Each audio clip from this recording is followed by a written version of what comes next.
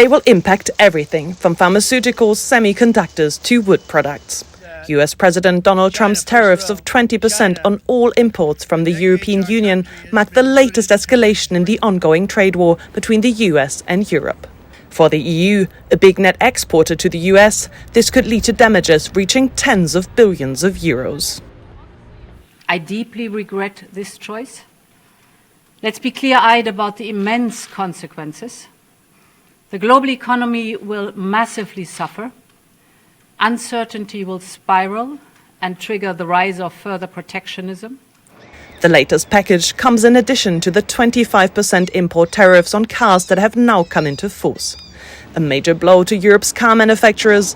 Approximately 20% of vehicles produced in the EU are exported to the US each year. All of these will now be subject to the new tariffs. They will have a devastating impact on European exports to the United States. So they will dampen revenues, market shares, and that will have a ripple effect also on all of the supply base in Europe. So it impacts Germany, German manufacturers, but all of the European auto industry at large. The mood of many members of the European Parliament gathered in Strasbourg this week is clear. They want a strong and united reaction from the EU. I can assure you that the EU stands together in the area of trade. We are 450 million people. We are an economic powerhouse and have many more ways of reacting along with our partners compared to options available to smaller states. EU countermeasures that have already been approved for the 14th of April include iconic American products like bourbon whiskey or Levi's. Now additional tariffs will be discussed.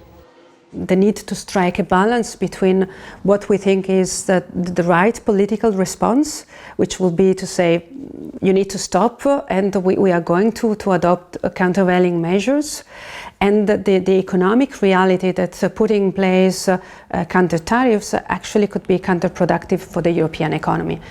The EU now wants to negotiate with the US and hopes to avert an escalation through counter tariffs. If not, the EU could retaliate massively. For example, with tariffs on financial products and digital services.